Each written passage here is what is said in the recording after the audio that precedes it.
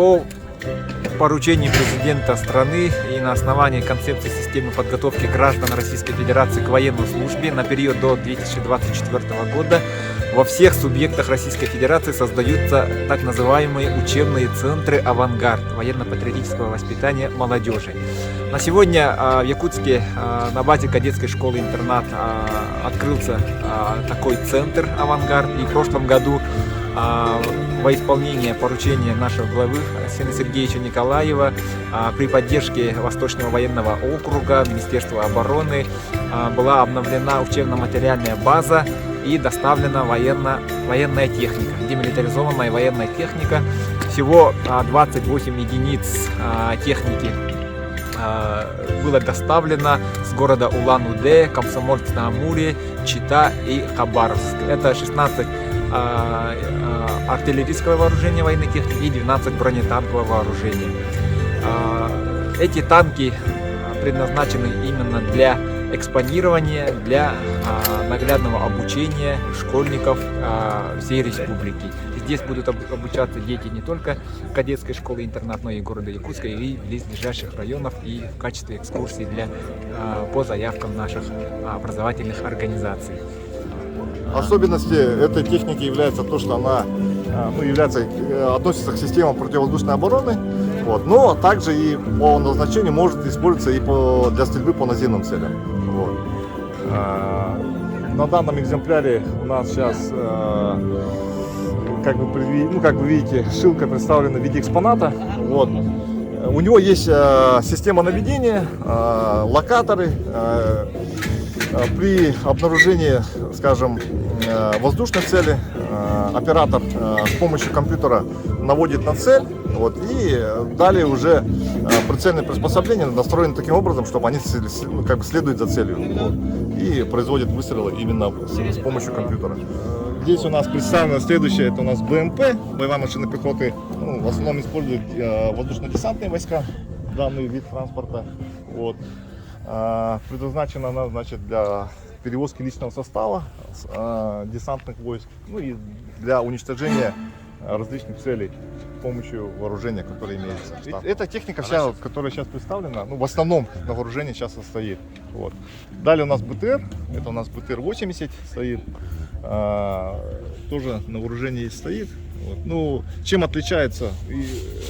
Скажем, есть более ранние варианты БТРов, это у нас, БТР переводится как бронетранспортер, тоже для перевозки личного состава, как вы видите.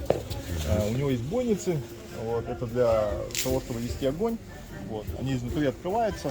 Вот полностью, если задраенные бойницы, люки все задраены, вот, она является для защиты личного состава от стрелкового вооружения. Здесь у нас танк Т-62, видите, да? И если дальше мы посмотрим, да, там у нас стоит танк Т-55, видите, да? Это более ранний вариант.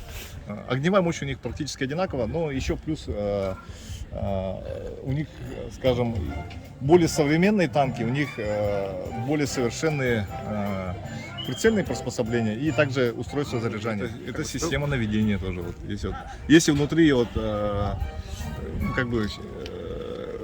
здесь сидит механик-водитель, там внутри командир, наводчик сидит. Командир, как правило, если смотрит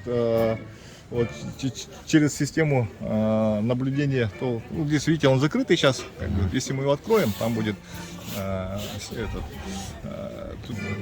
специальное окошко для наведения прицела.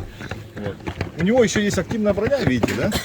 Если смотреть на танк Т-55, это от года изготовления, более раннего изготовления. Вот этот более чуть современнее. А самый основной танк, это 72-й танк, Т-72. Он сейчас на вооружении стоит. Вот. Это более современный танк, у него быстроходность более. И если вы заметили, да, у всех танков есть прожекторы. Прожекторы. И они затемненные. Тоже ребята спрашивали, почему они затемненные все, почему фары там затемненные. Вот. Это вопрос правильный. Почему? А ответ-то прост. Это у нас прожектор с инфракрасным фильтром. Вот. Если человеческий глаз обычный свет видит, а вот через данный прожектор человеческий глаз свет, который излучает данный прожектор, не видит.